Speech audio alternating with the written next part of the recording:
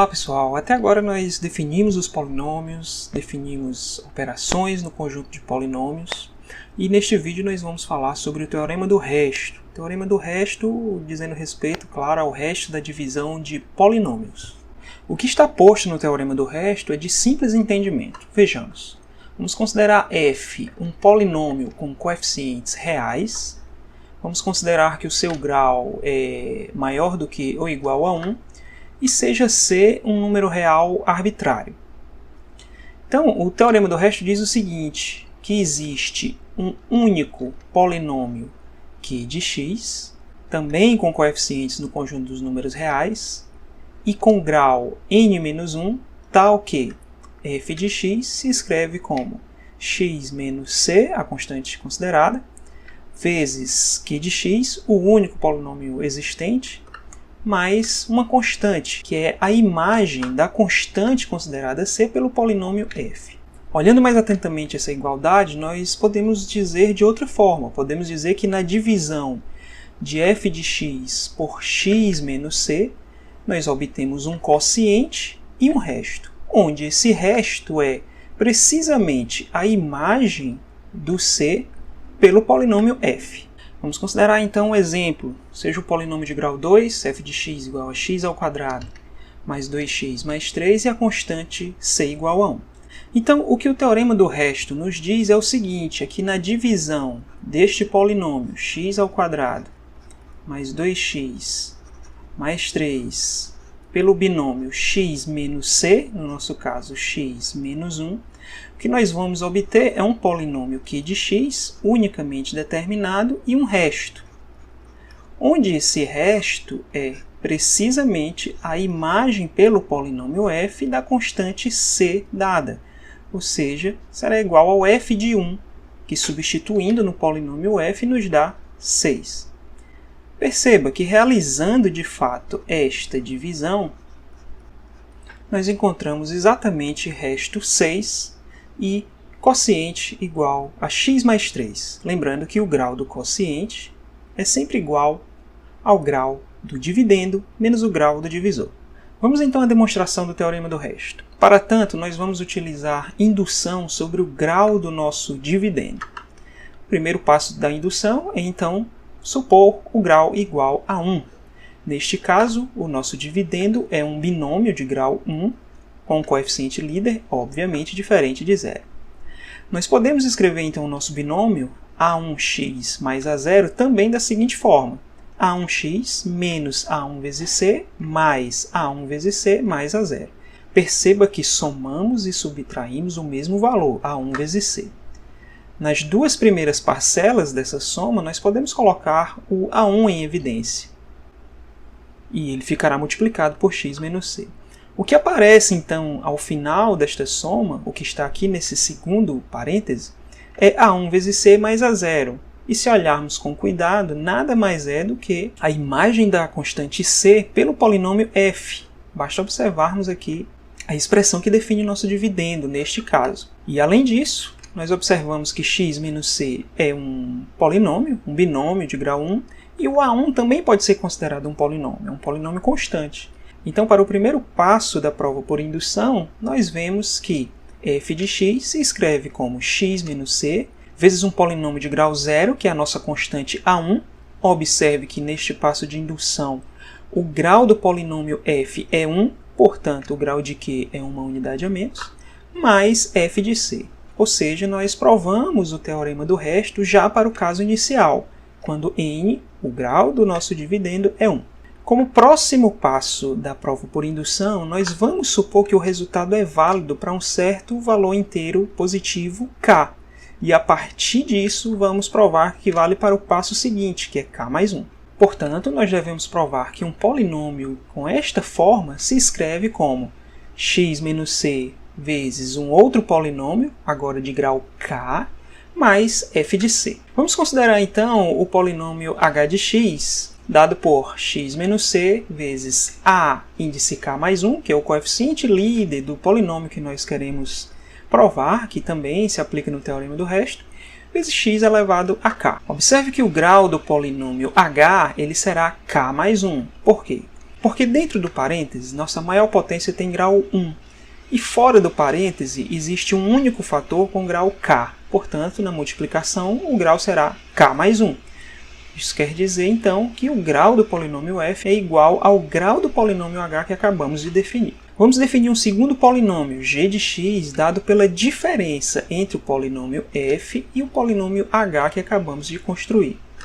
Bom, se o coeficiente líder do polinômio f é igual ao coeficiente líder do polinômio h e eles têm o mesmo grau, então na subtração esses termos vão se anular. Ou seja, essa diferença será um novo polinômio que tem uma unidade a menos no grau, portanto o seu grau será k. Também é verdade que no polinômio h, quando x igual a c, o h de c será zero, uma vez que este primeiro fator será nulo.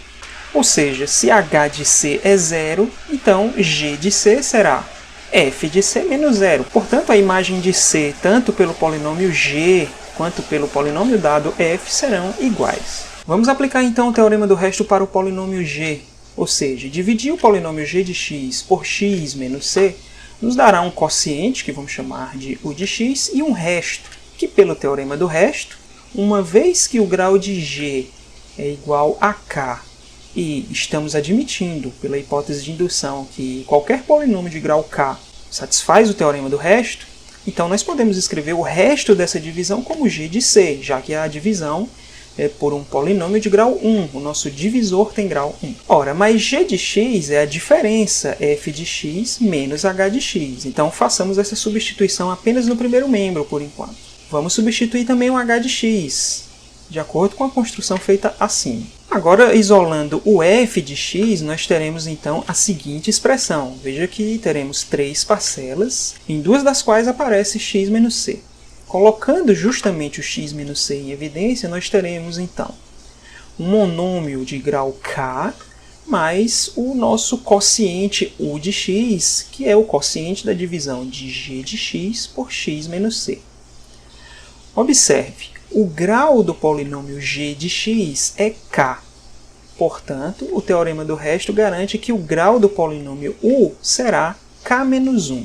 No que temos aqui entre parênteses, um monômio de grau k mais um polinômio de grau k menos 1, resulta então em um novo polinômio, que chamamos q de x, que certamente terá grau k. Ou seja, encontramos então um polinômio q de x de acordo com as condições do teorema do resto. Portanto, o nosso polinômio f, que agora tem grau k mais 1, também pode ser escrito dentro das condições do teorema do resto. Desta forma, provamos então para todos os valores de n, onde n é o grau do nosso polinômio dividendo.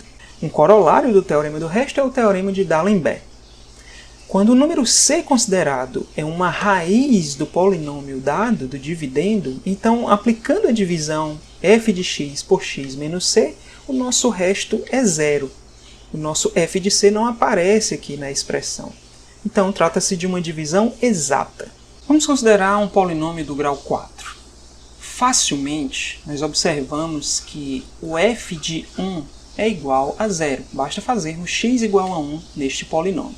Isso significa dizer, então, que o nosso polinômio f de x se escreve como x menos 1, nosso c é igual a 1, vezes um polinômio que vou chamar de g de x. Como o f de x tem grau 4, certamente o nosso g de x tem grau 3, já que o nosso divisor tem grau 1.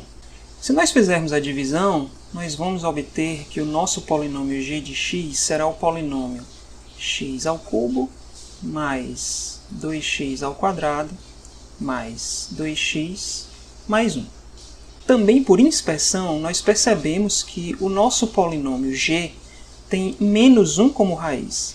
Basta substituir x por menos 1 e perceber que o g de menos 1 é zero. Portanto, o teorema do resto para o polinômio g garante o seguinte, que o g de x se escreve como x mais 1 vezes um polinômio que vamos chamar aqui de p de x. E ao dividirmos, então, o nosso polinômio g de x por x mais 1, o polinômio p de x obtido será o polinômio x ao quadrado mais x mais 1. As raízes deste polinômio do segundo grau podem ser encontradas utilizando-se a fórmula de Bhaskara. E nós vamos perceber que ele não possui raízes reais. Isso quer dizer, então, que nós podemos escrever o nosso polinômio f de x da seguinte forma. F de x é igual a x menos 1 vezes g de x. Mas quem é o g de x? Acabamos de encontrar. X mais 1 vezes p de x. Mas quem é o p de x? X ao quadrado mais x mais 1. Esta situação pode ser formalizada através deste teorema. Suponha que um polinômio com coeficientes reais possua k raízes distintas. Então, se considerarmos os binômios formados por x menos cada uma das raízes e multiplicarmos todos esses binômios, então nós geramos um novo polinômio. E na divisão do polinômio dado por este polinômio construído, nós vamos obter resto zero, ou seja, trata-se de uma divisão exata. Ou, em outras palavras, este produto de binômios construídos a partir das raízes é um fator do polinômio f de x. Como provar esse teorema? Fazendo indução sobre o número de raízes distintas do polinômio f. Relembrando os passos de indução, nós fazemos então o passo inicial, que é quando a quantidade de raízes é igual a 1.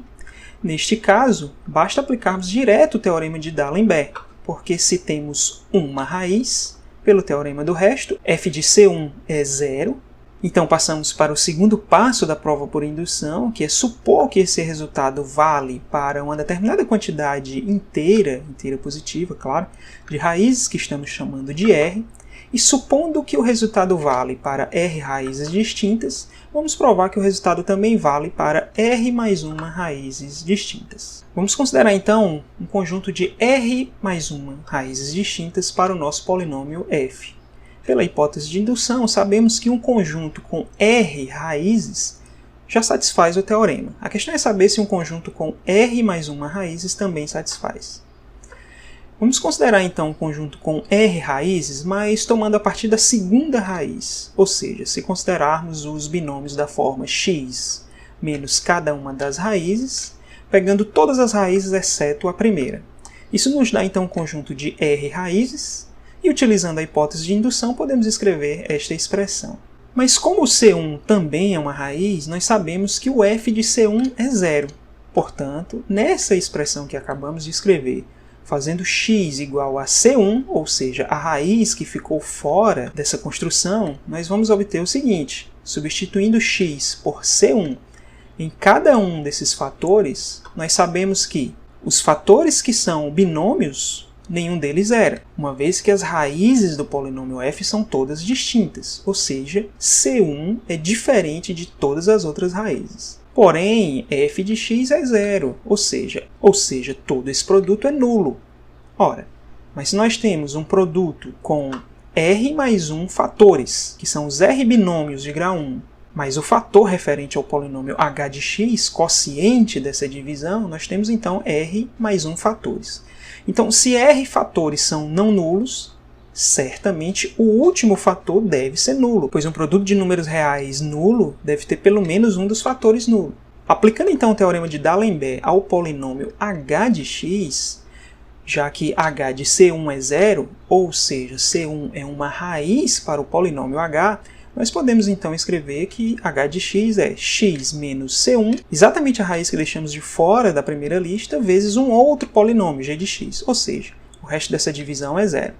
Substituindo então essa expressão de h de x na expressão dada para f, nós vamos obter agora uma cadeia com R mais uma raízes distintas, vezes ainda um polinômio, que é o nosso polinômio g de x, que é o polinômio g de x que apareceu em H. Ou seja, a divisão de f de x por esta cadeia de binômios será uma divisão exata. Veja que o resto aqui é zero. Agora, muito cuidado. Este resultado é válido somente quando as raízes são distintas.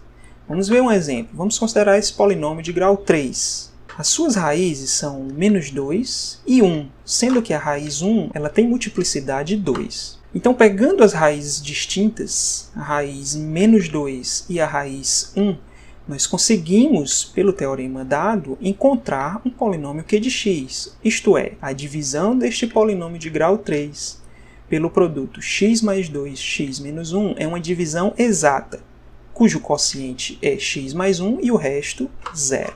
Contudo, não conseguimos obter um quociente quando consideramos as raízes repetidas. Neste caso, quando consideramos duas vezes a raiz 1.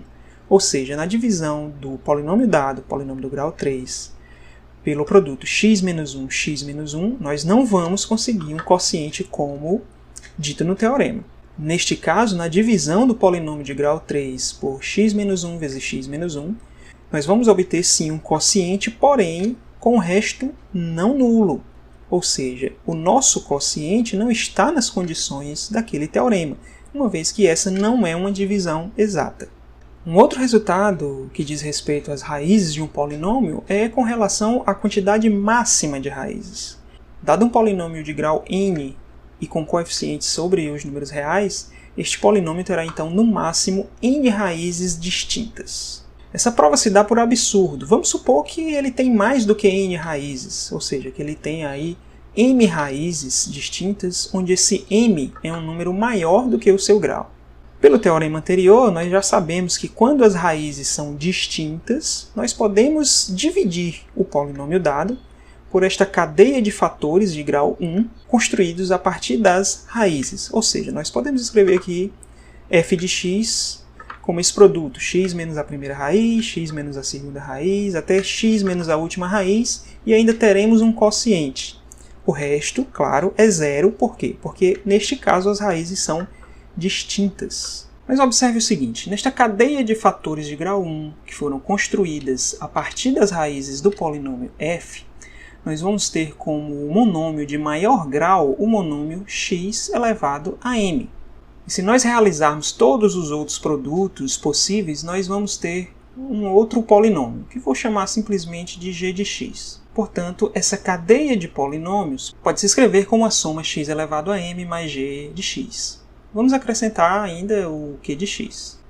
Este produto pode ser escrito ainda da seguinte forma: x elevado a m vezes q de x mais g de x vezes q de x. Observe que o grau desta primeira parcela será maior do que ou igual a m. Já a segunda parcela certamente terá grau menor do que o grau da primeira parcela. Ou seja, o grau do nosso polinômio f de x será, com certeza, maior do que ou igual a m. Mas isso é uma contradição, porque, por hipótese, o grau do nosso polinômio f é igual a n.